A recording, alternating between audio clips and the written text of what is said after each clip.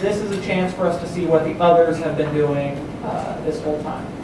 So what we're going to do is spend, each group take about 10 minutes or less, if that's your choice, to talk to the group about what you've been doing, where the group is headed, maybe what work product you have planned for the coming year. So that's how we'll start it, and I will remind all of the panelists here that the sooner we are done with this panel, the sooner happy hour can begin. But I want to make one thing very clear. I am not buying anything for happy hour. So you're free to go to happy hour after we're done here. Okay, so with that, I think we'll start with Vladimir here on this end. Vladimir has been the chair of the working group on Iran. Yeah, actually, there are some working groups who go for years and years and years, and the job of the chair is just to copy-paste the previous things. I just couldn't do it even if I wanted, because since we met last time at the same setting here in November 2012, in slightly different composition of the group, of course much changed on nuclear Iranian program itself. And now, in November 2012, many were very skeptical, some were mildly skeptical about any potential, any progress with dealing with Iran. Yesterday and today, we didn't discuss about skepticism of dealing with Iran. We discussed very practical measures, policy recommendations, to how make the progress sustainable, both in the region and globally. And that was exciting because we were very much result-oriented, and not that we had rose glasses, that we just were romantic about the things are so easy and so smooth, nothing like that. But as a group, we were oriented towards progress rather than claiming progress impossible. The composition of the group itself probably added to what I would definitely call the success of our discussions. We had both representatives of different countries on the region, Iran's neighbors, countries of Iran's vicinity in the Middle East. We had India and Pakistan both as neighbors and also as example of confidence building measures which can be built and partly applied to the Middle East. We had representatives of countries involved in the talks with Iran, United States, EU, China, and Russia, and also had Iran not in the room literally, but definitely present as we addressed many of the issues we definitely wanted Iran to be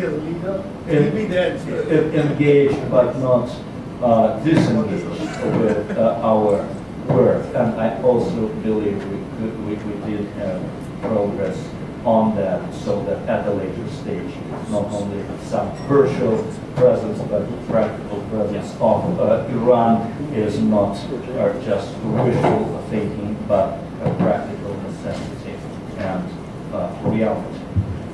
We worked on three main issues. First, we assessed the results of Geneva Provisional Agreement, GPA, as well as recent talks in Vienna, and expressed our opinions as individuals, as experts on how we see those results.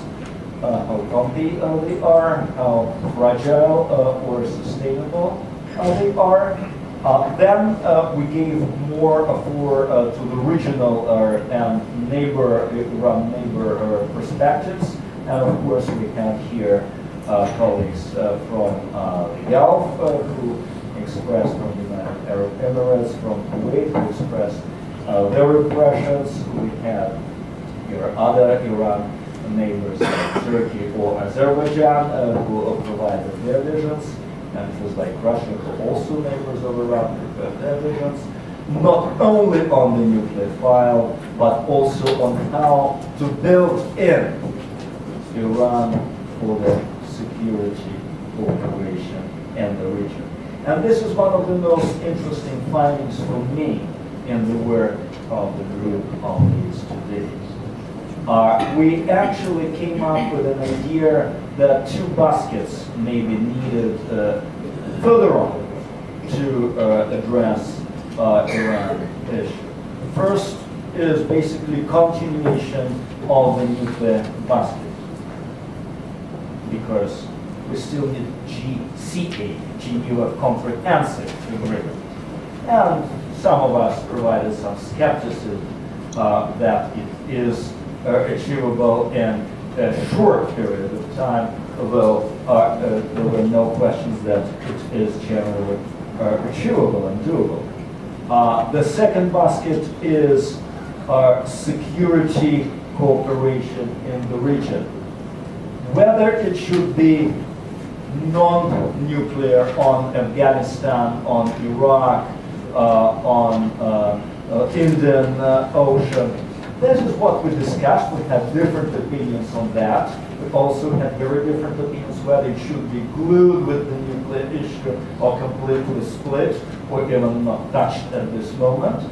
But it looks like we have some thinking, many of us in the group, that it is through the nuclear cooperation, security cooperation in the region can be achieved. It's a long road towards that. We actually formulated a few very practical policy recommendations, both for negotiators on the comprehensive agreement with Iran, but also for the regional players. Whether this issue can be done by others outside the region, or it should be done by the countries in the region itself, is another very important issue. Because if we talk nuclear cooperation, what it really means, whether it's nuclear safety, confidence building measures, nuclear safety and security confidence building measures, definitely yes, as the first initial and urgent step, no doubt about that. Whether it also means regionalization of Iranian nuclear fuel cycle to invite others on a commercial basis to use what even a few years ago was seen as a threat and maybe seen soon as an opportunity for the regional players. Well, we didn't have consensus on that, but we would like to explore it further and to more about this issue. We also realize that the closer we are towards resolution of some immediate issues on the Iranian nuclear program, Iranian nuclear file goes through IAEA and the talks with Iran, the more important other regional issues become.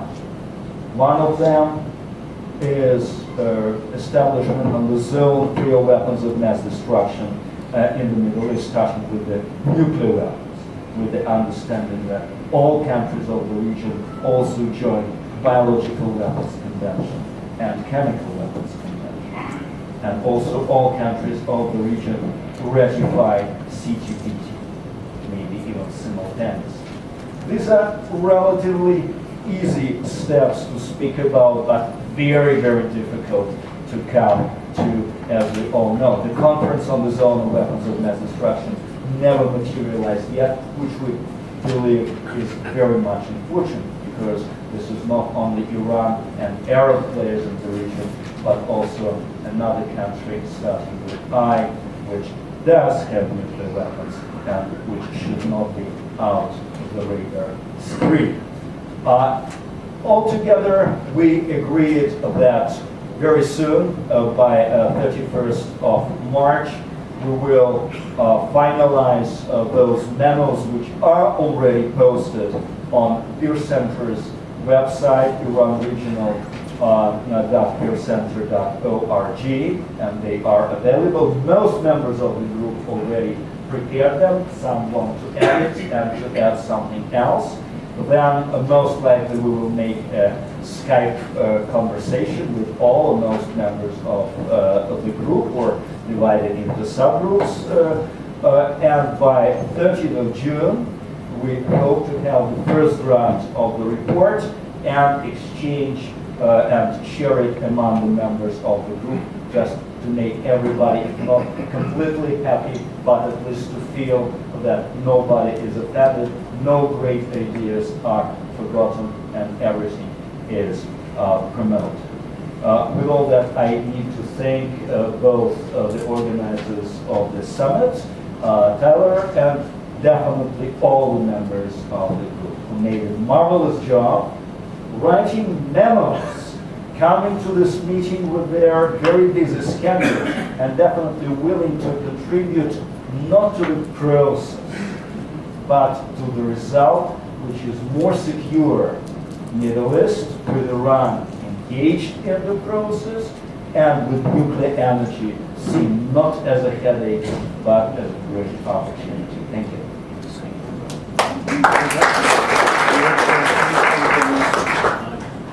Well, Vladimir, thank you so much. It sounds like the group on Iran has already done a great deal of work, has good plans to continue that work, so that's good. Now we'll turn to our friends who are focused on post-conflict reconciliation. We can start that conversation now. Yeah, well,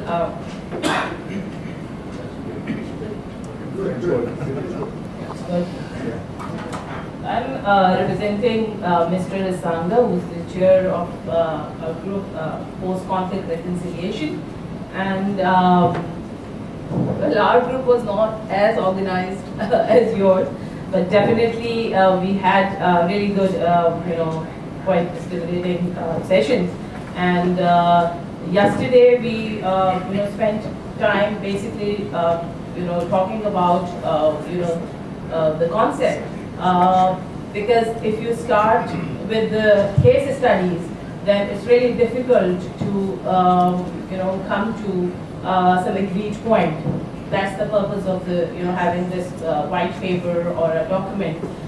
So we decided that first we at least have some ideas about how we define post-conflict reconciliation, whether we are mixing reconciliation with reconstruction, and whether we are basically talking about post-war situation and mixing it with post-conflict situation, what is the difference between that. We also talked about the situation where, this victor's mentality, where most of the time the state, after winning the war or a situation, how it deals with the other party. So, assuming this thing that reconciliation or reintegration would be an easy task is not really, a good idea. So we talked about all those different challenges that in different cases. For example, we discussed in detail the Sri Lankan example, where a participant from Sri Lanka, she in fact informed us the on-ground situation, how people, and especially the civil society, looked at the conflict.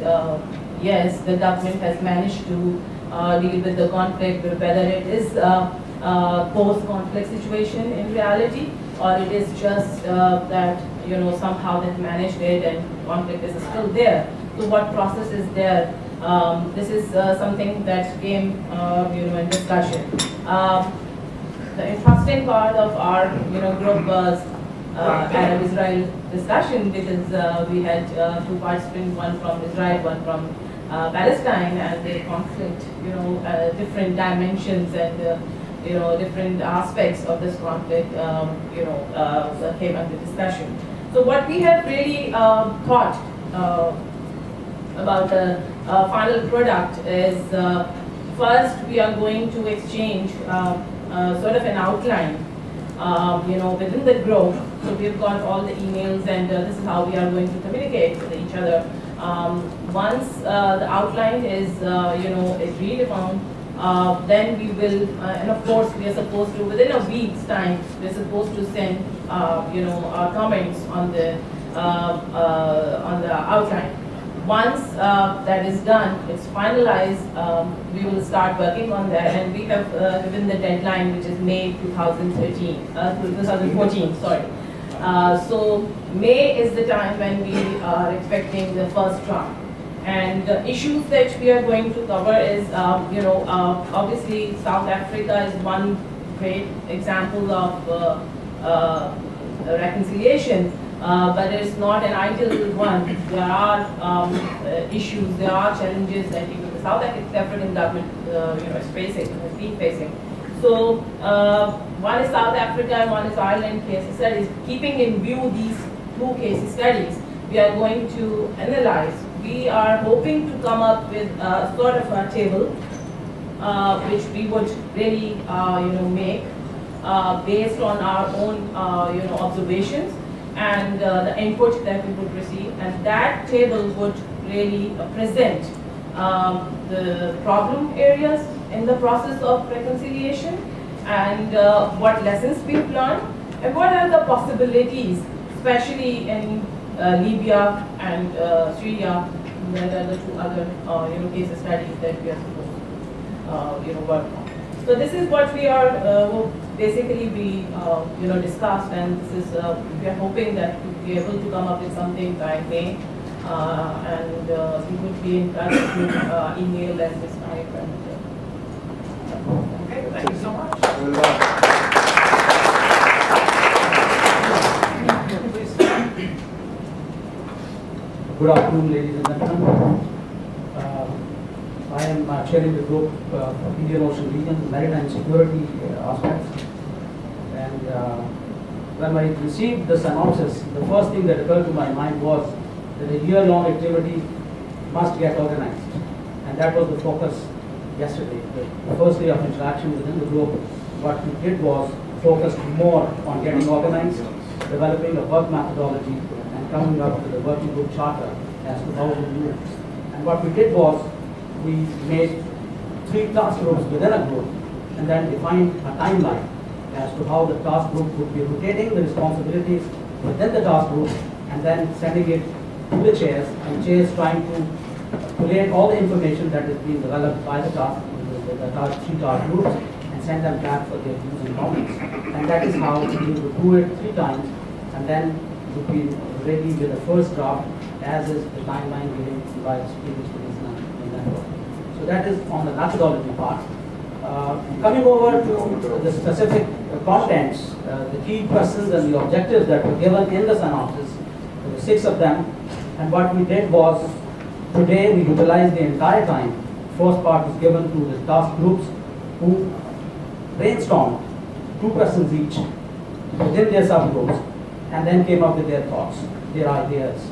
And the last part, we discussed all of them as a group to come up and develop some kind of roadmap or a framework against a timeline in order to stay on course and do not get off track, which I thought could happen in such a working group, especially when you have a year-long activity, and then obviously each of us have more important commitments than to do the strategic thinking. And strategic thinking is all about, loud thinking, exploiting the collective wisdom, and then trying to come up with something which assures and ensures collective security and cooperative mechanisms. So threats and challenges and the interests of regional and extra-regional players was some of the key objectives and questions in that. So we did the quick analysis of all that, And we found out and concluded that like all other things, maritime security is something which is fast transforming. It is quite uncertain within the Indo-Indian Ocean region dynamics. So, a bigger challenge. So what we did was we tried to analyze, shortlist as to what could be the challenges, how to prioritize them. So we left more of the questions rather than answering them at this stage, because that would have been quite premature. And hence, coming onto one page as far as our thinking process goes on, so that we can develop some kind of consensus. Although in a group and on strategic issues like this, and an uncertain and complex environment of Indian Ocean region, going ahead with consensus things is something which I personally feel is a bigger challenge. But the working group, I'm thankful to all of them. We have embarked on a course where we would like and we would try to come up with something which is doable, something which adds a value addition kind of thing to the overall strategic thinking.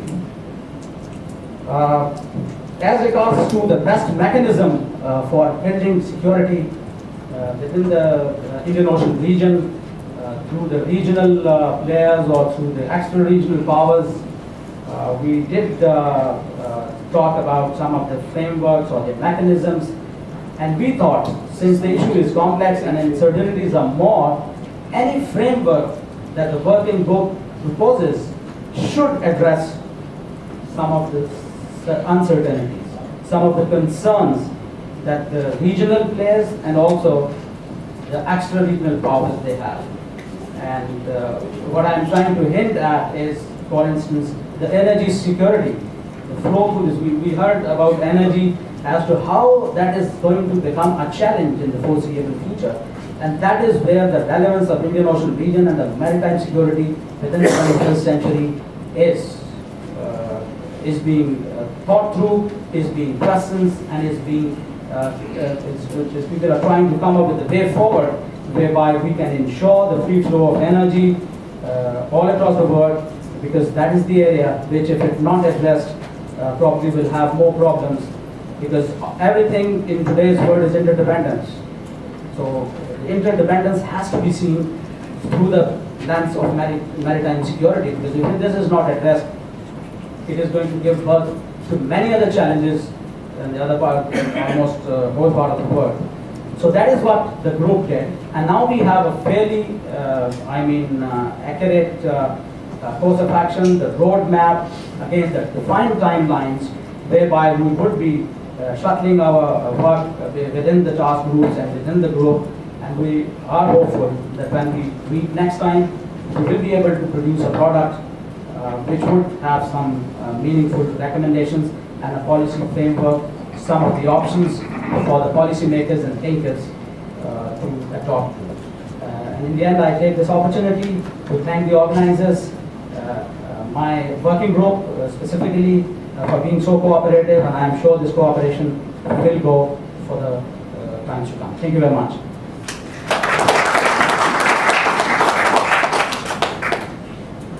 Okay, thank you so much, sir. Mariam, on Afghanistan. You can put that to your Hello. First of all, I'd just like to say that I'm here representing our chairman, Ambassador Sopan, for the Afghanistan Transition Working Group.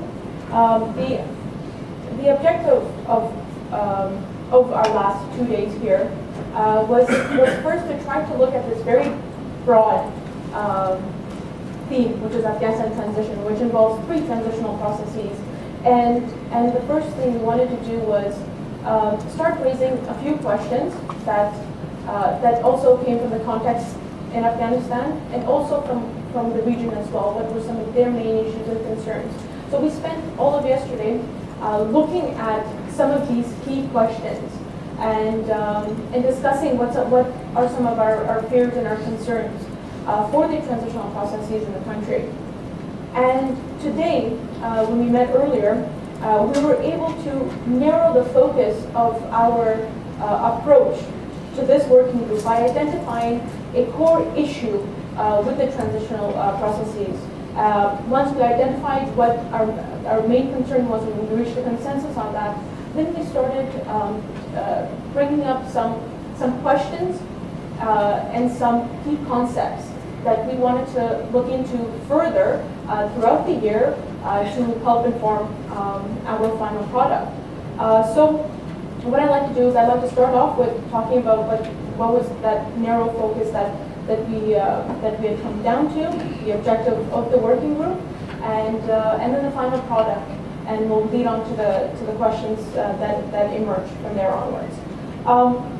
The objective of our working group is particularly the transition process in Afghanistan, looking at the political, economic, and security processes. We came to the conclusion that these processes are interconnected, they are interdependent, and their challenges and opportunities are interrelated.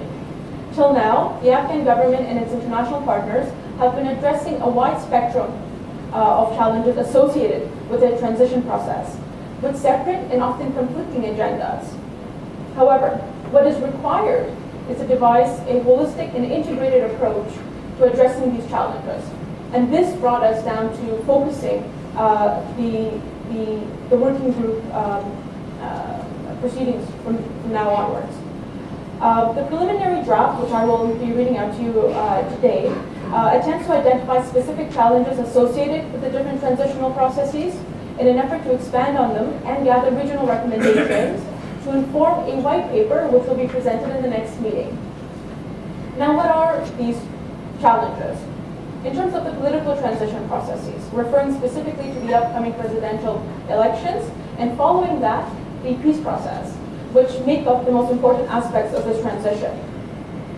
Now, a strong state, which is credible and legitimate, is necessary to create confidence in the population to ensure a level of stability is maintained in order to address both traditional and non-traditional security threats. For this, two particular questions emerge in our group that we will be looking into. How can we ensure widespread participation in the next presidential elections with the view to ensuring a credible and legitimate new Afghan government is established? And two, acceptance of the upcoming election results by both the winners and the losers will mark the success or failure of the elections. Now, keeping this in mind, if the stakeholders do not accept the election results, what will this mean for Afghanistan's political future? Now, a second point to the political transition.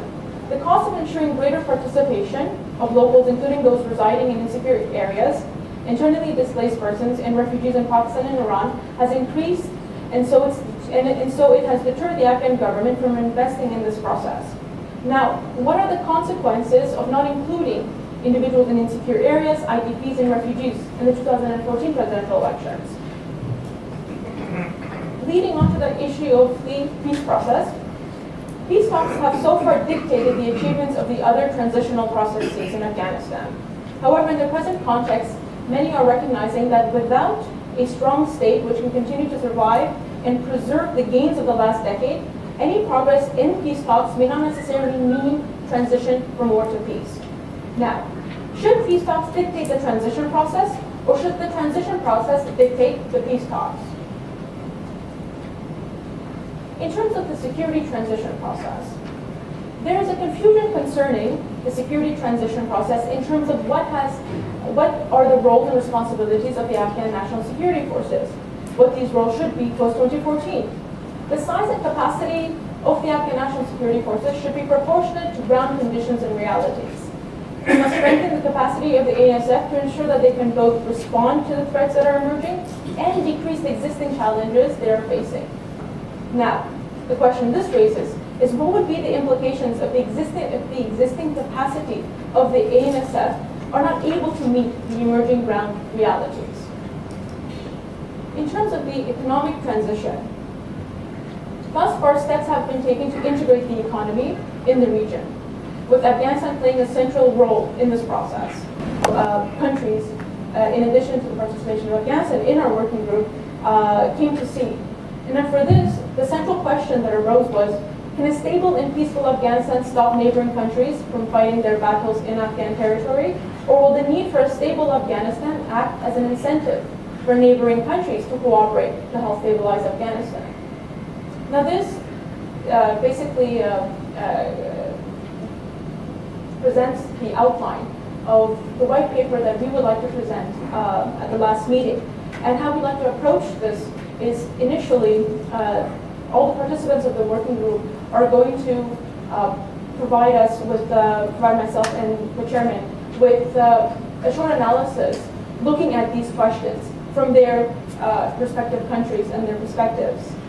And then following that, once that's been gathered and assessed, I hope to organize a meeting in Afghanistan among civil society, parliamentarians, and both government and non-government officials to assess and discuss some of these ideas and views, and then take that to inform our final white paper that we'll present.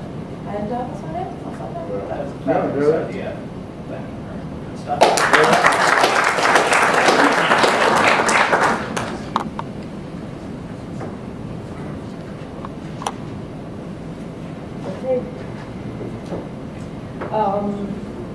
I would briefly try and explain what the working group on trends in peacekeeping attempted to do over the last couple of days, over 3 sessions. So here we go. So in our synopsis, we clearly identified that peacekeeping today is multidimensional and has moved away from the traditional parameters of peacekeeping operations in an interstate conflict to more humanitarian interventions of primarily intrastate context and also peace enforcement. New trends are emerging, such as subcontracting peacekeeping, and South Asian and African nations are emerging as major contributors to peacekeeping forces. So within this changing context of conflict, new trends are emerging in peacekeeping itself. So what would peacekeeping look like in 2025, 10 years from now? What kind of capacities need to be augmented at various levels to keep in pace with this changing trends in conflict as well as peacekeeping itself? So this is the larger problematic which the group is trying to address. So these are critical questions which the working group was looked at. And just a word on the team itself, we have outstanding mix of about 12 senior military and civilian participants, many of whom have extensive background and experience with UN peacekeeping operations. So we couldn't have asked for a better group to deal with this question within NISA than the group that we have right now.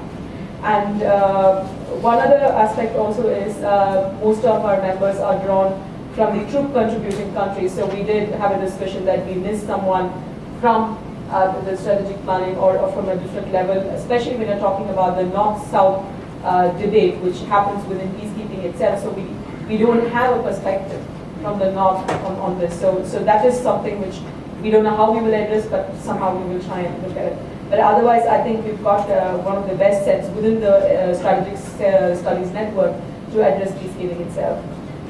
So just to sum up the overview of what we were discussing, is session 1 we started off with introductions, particularly emphasizing each group member's work relating to UN peacekeeping. So soon it was apparent that the knowledge and expertise within the group was extremely high. Therefore, the challenge was going to be how to capture all that knowledge and succinctly put together in a small policy brief. So that's something which we have grappled with. So yesterday was, we had very good background discussions on an initial brainstorming itself on the emerging trends in peacekeeping and the changing nature of conflicts. So we covered a lot of ground yesterday, highlighting some of those and flagging some of the major issues, and also looking at what are the review processes that have been available within the UN itself to look at or identify emerging trends. So that's something which we did yesterday.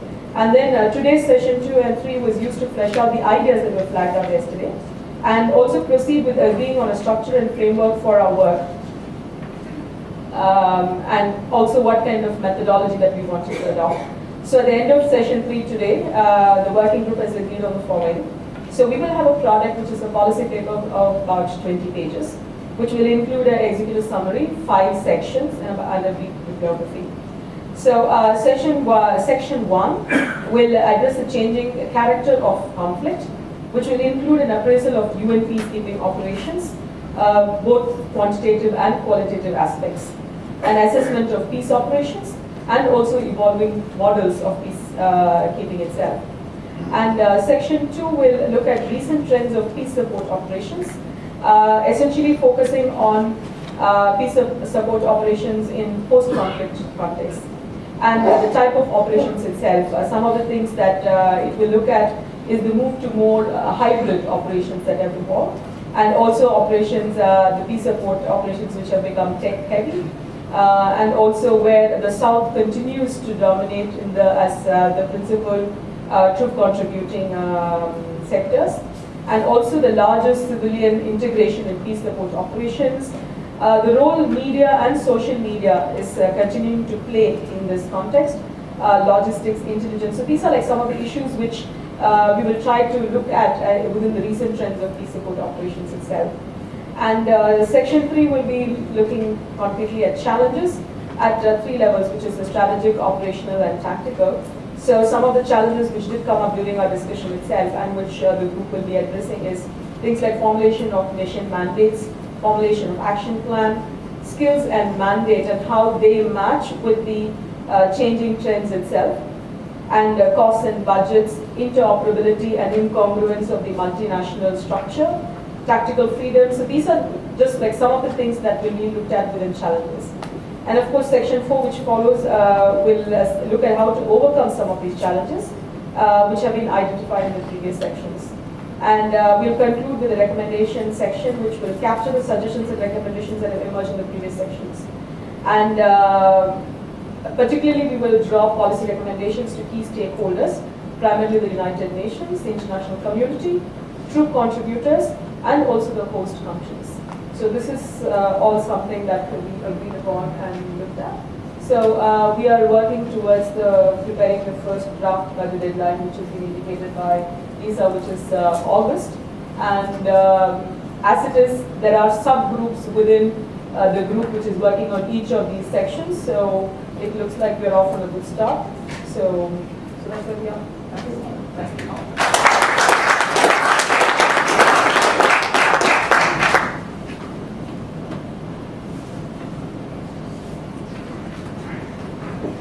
Well, thank you very much for your attention. Well, our group was focusing on the Arab-Spring comparative perspective.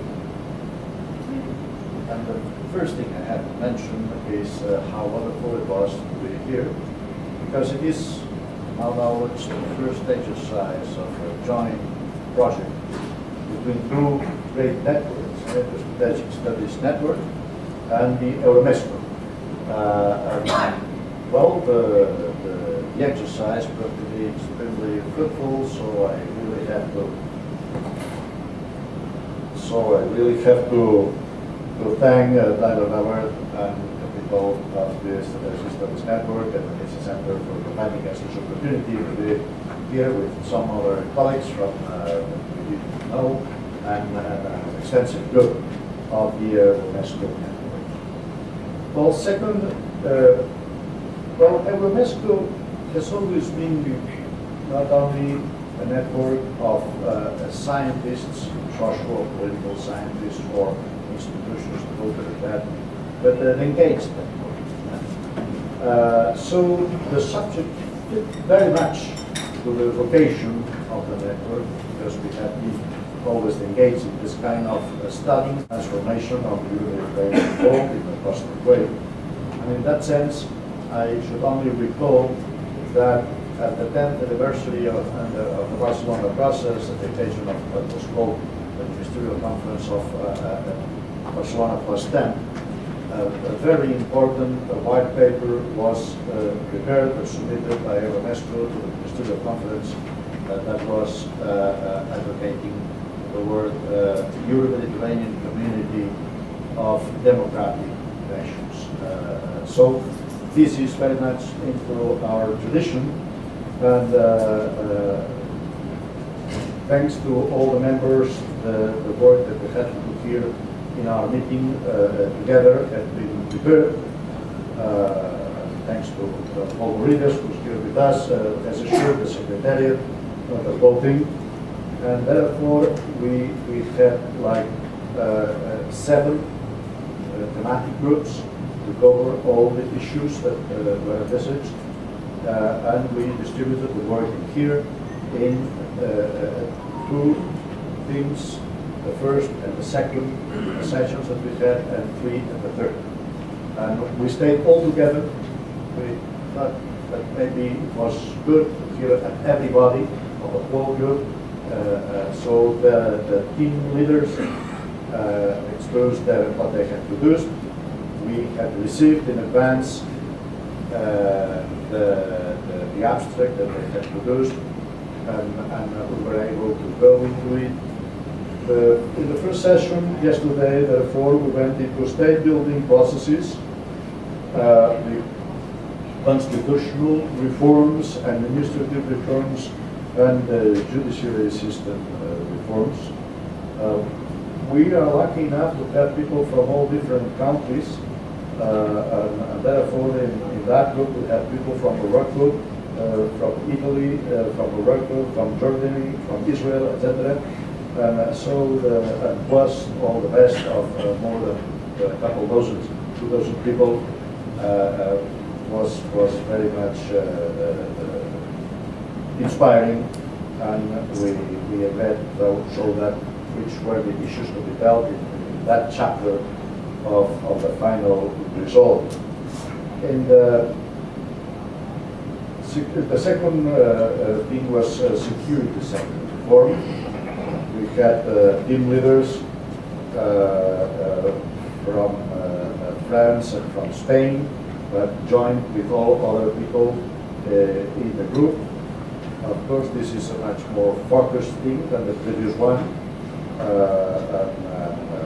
hope that we'll have the contribution of all the people in the group, because this is a crucial issue, and especially whether this is something as part of the building of the transition itself, or something that has to be done after the transition, once the new system is established. So this is a very obvious thing, and probably there is no ready recipe for that.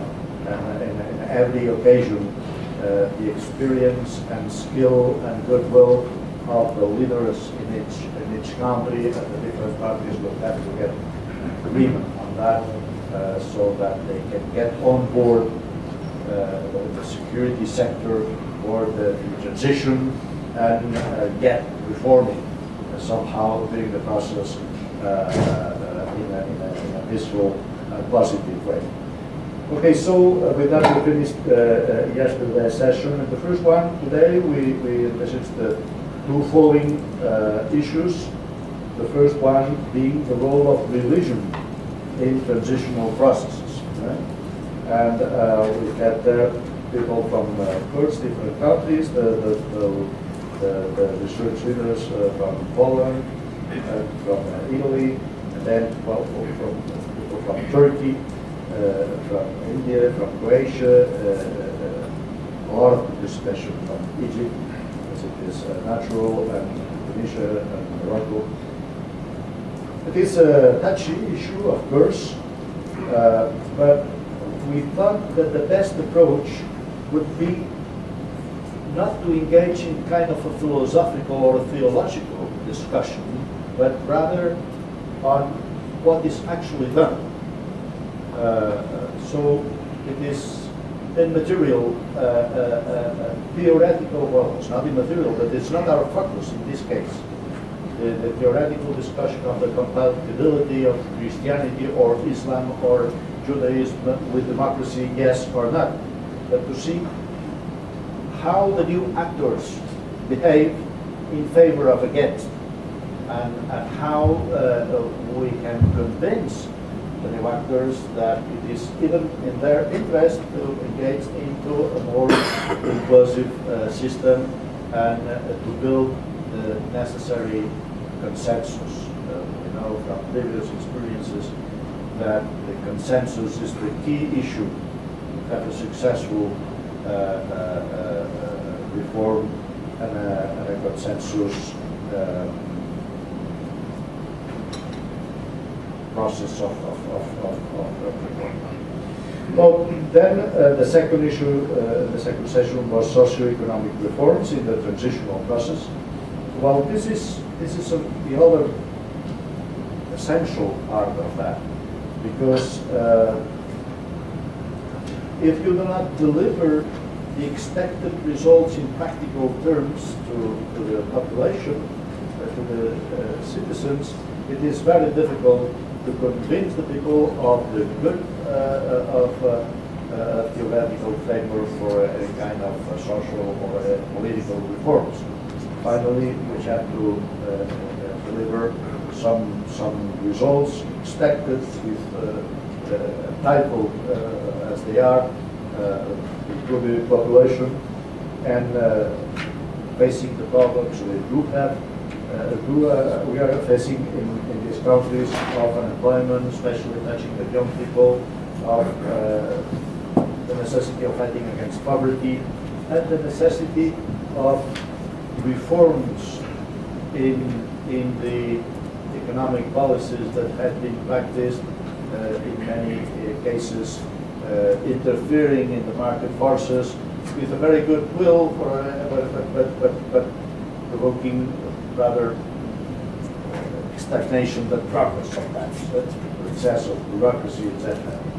So how to balance this still that's necessarily at the bottom of any successful transitional process. There has to be some kind of a balance between the political reform and the economic and social reform.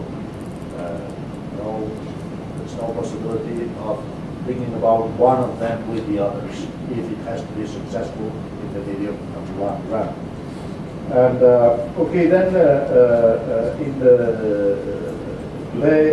third session, we went over to the three last issues, the three last chapters, so to say. One is a bit more transversal. This is, should we include a chapter on best practices identified in past democratic transitions? Because the discussion is whether this is something that, as it is across the board, should it be incorporated in each one of the issue to compare how it went in different transitions and how it's going now in the current transitions in the Arab world? Or should we have on top of that, because that is obviously necessary in every one of the chapters, how it went with the economic reform, I don't know, in Spain or in Poland, and how is it going now? But should we have a separate chapter addressing the comparative of the democratic experience, past experiences of democratic transitions, taken in a holistic way, each one of them, and to see the pros and cons and which were the experiences that might be extracted from it. Well, this has not yet been finally decided. We keep the group working and open first to see what is being done in the other groups and to cooperate with them, but probably taking it as an issue in itself, to round up the rest of it along with the work that we will be doing from the director of the whole exercise. And we have the two final groups. One is the role of the external actors, and mainly, as this is a UNESCO network job, the role of the European Union. And the other one is on regional integration. I am pointing at the two of them at the same time, both of them at the same time, because they are very much interrelated. In fact, The role of the European Union in supporting democratic transitions in the south of the Mediterranean, as it was stated in the concept note that was prepared by in that case, by Stephen Bishop and Stephen Lord. This is what can we do, let's say, in the short and medium term, by what kind of policies can be implemented, what kind of diplomatic support, what kind of offers can be put forward, etc. In the midst of something that's going on in very, very different ways in the different countries, while regional integration is necessarily in the long run.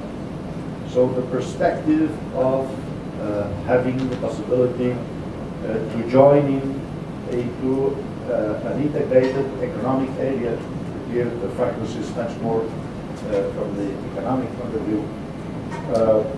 This certainly is helping first to assure a successful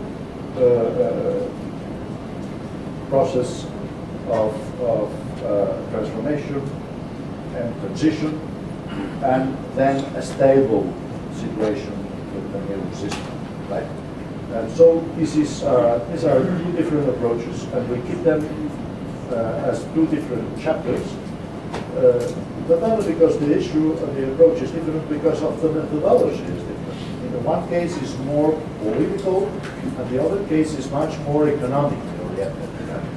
And therefore, these are the two final groups that will have the contribution of a lot of people from the different countries participating in it.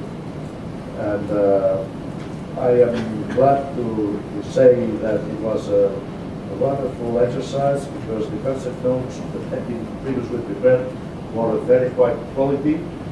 And I am happy to say as well that people have been very much engaged, and I'm sure this is going to be a very good exercise. We are planning to have by the midterm meeting already the first draft, so that it can be circulated and discussed in the midterm meeting. Well, that would mean that I am telling our members now that before going in the summer vacation, North Hemisphere summer vacation, they should send us to the Secretariat the draft, so that everybody can enjoy during the vacation reading and going through all the things, and then to be able to discuss it in the midterm meeting, having the joy to meet again with our friends of the Strategic Studies Network, whom I express again our appreciation. Thank you very much.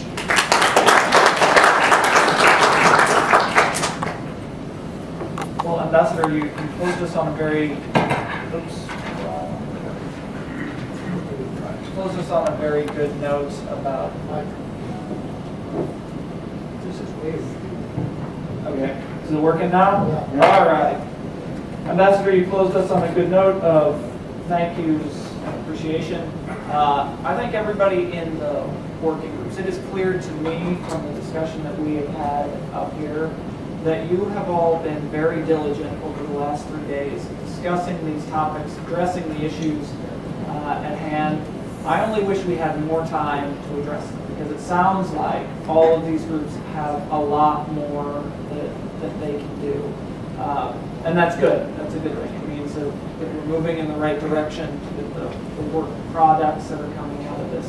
And ultimately, that's what we're after. We can have fabulous discussions here amongst ourselves, and that's great. But we want to share the wisdom that's in this room with policy, strategic, academic communities in our home countries, right? And this is quite a collection of individuals, not just from the Middle East, not just from South Asia, but also from Europe, from Russia, from China, from the United States. This is a great collection of individuals who together, I think, can think uniquely about these issues. There's a certain chemistry here that you don't find other places. So I thank you for the good work that you've done. There's also some people that I would like to thank. You have seen them around throughout this process. Now I'm going to divide the thank yous into two pieces, and you'll see why I do this in just a moment. But first, I want to thank the three gentlemen that I can see right now. They're trying to hide behind the pole. But we have Nathan Club, who is a communications expert at the Near East South Asia Center. He has been filming these YouTube op-eds that we've been doing over the past couple of days. He's been filming our plenary sessions. He's been doing a lot of other work behind the scenes that you haven't seen, that I have seen, and so I recognize the work that he's done.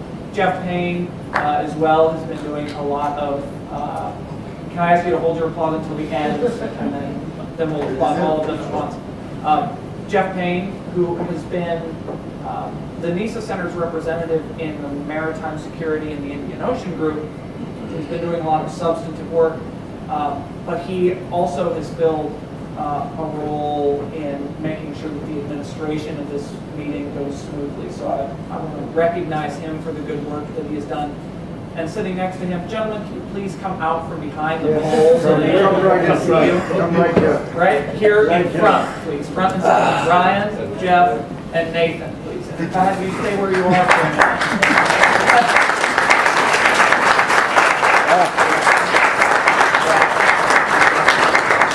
So you see Ryan around. Ryan has handled a lot of the administrative work that has gone on here, especially in working with the hotel and making sure that everyone's stay is comfortable. So thank you, gentlemen, for the hard work that you have done. I truly appreciate it.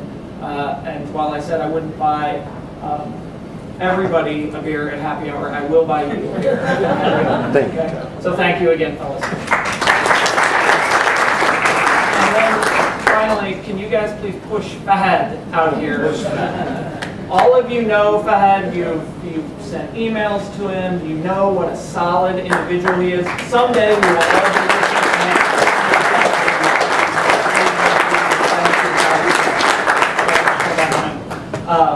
okay, and then finally, before we turn you loose on Bangkok, I just want to thank all of you for the good work that you have done.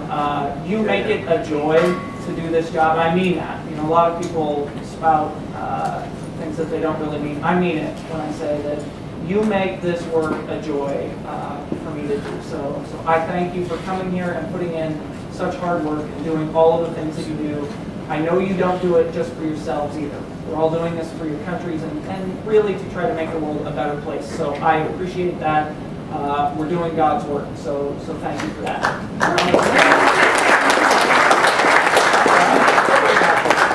All right. Thank you, everyone. Have a great time. We will see you again.